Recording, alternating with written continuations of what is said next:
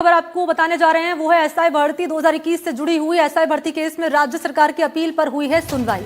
रद्द वाली याचिका दायर करने वालों को नोटिस दिया गया। राज्य सरकार की अपील पर कोर्ट में सुनवाई हुई और आपको जानकारी दें कि रद्द वाली याचिका दायर करने वालों को नोटिस 5 जनवरी 2026 को अब अगली सुनवाई इस मामले में होगी। सरकार की ओर से याचिका दायर की गई। पूरी भर्ती को रद्द करना उचित नहीं है, ये सरकार कह रही है। सरकार ने जो अपना पक्ष रखा है, सरकार ने ये कहा है कि पूरी भर्ती को रद्द करना उचित नहीं है। कुछ लोगों की गलती के कारण प्रक्रिया रद्द करना अनुचित है, ये भी सरकार की ओर से कहा गया है। पिछली सुनवाई के दौरान सरकार ने याचिका दायर की थी और सरकार ने जो कहा है वो ये कि कुछ लोगों की गलती के कारण प्रक्रिया रद्द करना अनुचित है, ये सरकार ने कहा है। प्रश्न पत्र लीक की घटना सीमित दायरे में हुई थी। रद्द होने से ईमानदार योग्य अभ्यर्थियों का भविष्य प्रभावित होगा। कुछ अभ्यर्थी हैं, आरपीएससी सदस्य हैं कि परिजन हैं और दलालों तक ये पेपर पहुंचा, ये भी सरकार की ओर से कहा गया। कुल मिलाकर सरकार ने जो याचिका दायर की उसमें सरकार ने लिखा है कि कुछ की गलती का नतीजा जो बाकी इनोसेंट स्टूडेंट हैं वो ना भुगतें।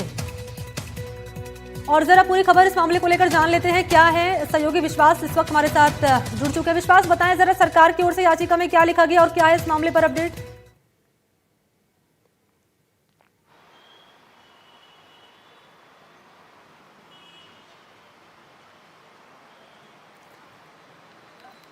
विश्वास, जरा बताएं एसआई भर्ती को लेकर क्या हुआ कोर्ट में। जी देखिए, आज एसआई भर्ती को लेकर के कोर्ट में सुनवाई हुई। इसमें सबसे बड़ी बात तो ये हुई है कि जो अपील पेश की गई थी राज्य सरकार की ओर से, उस पर संज्ञान लेते हुए जो उच्च न्यायालय है उन्होंने नोटिस जारी किए हैं। खासकर वे अभ्यर्थी जो कि एसआई भर्ती रद्द करवाने के पक्ष में थे।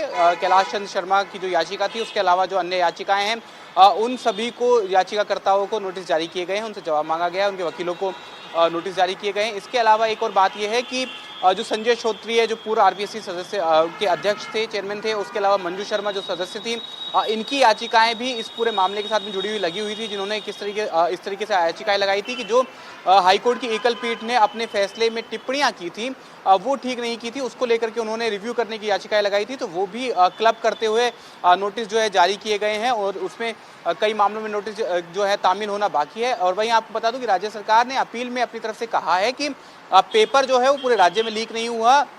जो पेपर आरपीएससी से लीक हुआ वे केवल उन तक पहुंचा जो कि आरपीएससी के सदस्यों के संपर्क में अभ्यर्थी थे, और साथ ही जो पेपर सेंटर से लीक हुआ वो भी सीमित लोगों तक लीक हुआ है और दलालों के माध्यम से केवल कुछ लोगों तक ही वो पेपर पहुंचा है। यानी कि ये कहना बिल्कुल ठीक नहीं होगा कि भर्ती की जो पूरी प्रक्रिया है वो अपवित्र हो गई है, भर्ती की पूरी प्रक्रिया जो है वो बाधित हुई है और सुनिश्चित नहीं हो पाई है ठीक ढंग से।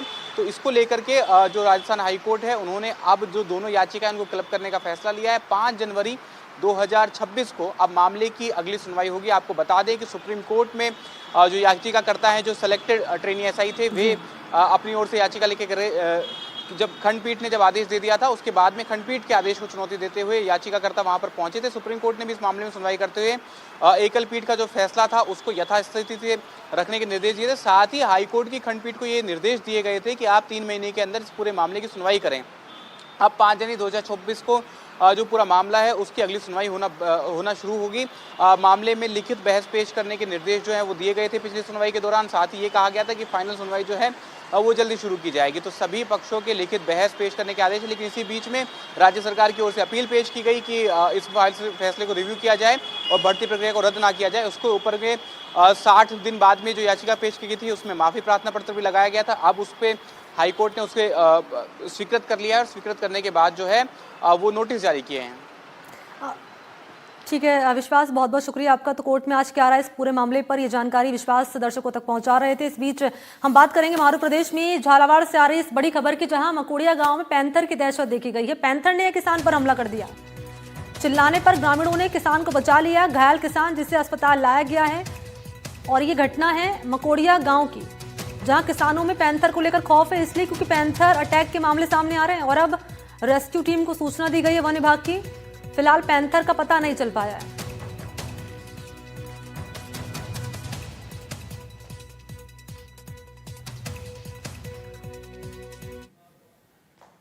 अगली बड़ी खबर गंगापुर सिटी से है। नगर परिषद ने स्टेशन रोड पर चलाया बुलडोजर एक्शन सामने आया है। पक्की बनी पुरानी दुकानों को जमींदोज किया गया है। मौके पर बड़ी संख्या में यहां पुलिस जाब्ता भी रहा। अमृत स्टेशन योजना के तहत कार्रवाई हुई है। प्रवेश द्वार के आसपास से दुकानें हटाई जाएंगी। कार्रवाई के बाद व्यापारियों का भी दर्द छलका है। व्यापारियों ने दूसरी जगह देने की मांग की है कि अगर यहाँ पर बुलडोजर चल रहा है तो हमारे दुकानों को दूसरी जगह हमें मुहैया कराई जाए। कार्रवाई के तहत 30 से 35 दुकानें तोड़ी जाएंगी। अमृत स्टेशन का काम लगभग क्योंकि पूरा हो चुका है और जल्दी पीएम या रेल मंत्री यहाँ पर पहुंचने वाले उद्घाटन करने के लिए। गंगापुर सिटी में बजरिया स्थित सोनी बाबा चौराहा क्षेत्र में नगर परिषद की कार्रवाई से जुड़ी तस्वीरें आपके सामने। 3 नंबर मेरी दुकान है, 20 नंबर कौन की दुकानदार है? ये दुकान हमारी नंबर है, ये लड़की मैंने हमने 2002 में पेमेंट जमा कराया था। बीपीएल वाले ने बेटे दुकान निकाली थी 8,880 रुपये। उसके 10 साल बाद पेमेंट जमा होता 2012 में। मैंने तो नगर पालिका ने हमसे पेमेंट मांगा, ना हमें कोई नोटिस दिया। इस वक्त हम मौजूद हैं गंगापुर सिटी के रेलवे स्टेशन वाले रोड पर और नगर परिषद के द्वारा 30 से 35 दुकानों को आज जमींदोज कर दिया गया। ये दुकानें पक्की बनी हुई थी और बरसों से यहाँ पर थी, लेकिन अमृत भारत स्टेशन के तहत स्टेशन का जो स्वरूप है वो बदला गया है, नए लुक में, नए हेरिटेज लुक में।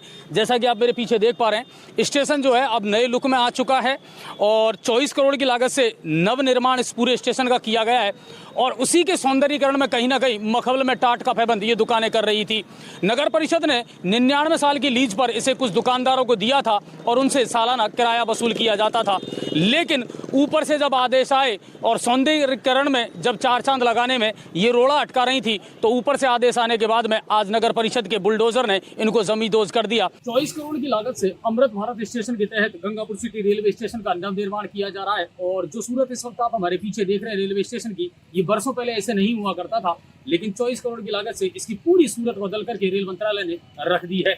लेकिन इसके साथ साथ ही इसके रास्ते में पड़ने वाला जो अतिक्रमण है, इसके रास्ते में जो ज्यादा भीड़ है, इसके रास्ते में जिनकी वजह से मुसाफिरों को या सवारियों को परेशानी आती है, उसे ध्यान में रखते हुए नगर परिषद ने और प्रशासनिक अधिकारियों ने आज लगभग 30 से 35 दुकानों को बुलडोजर चला करके तोड़ दिया।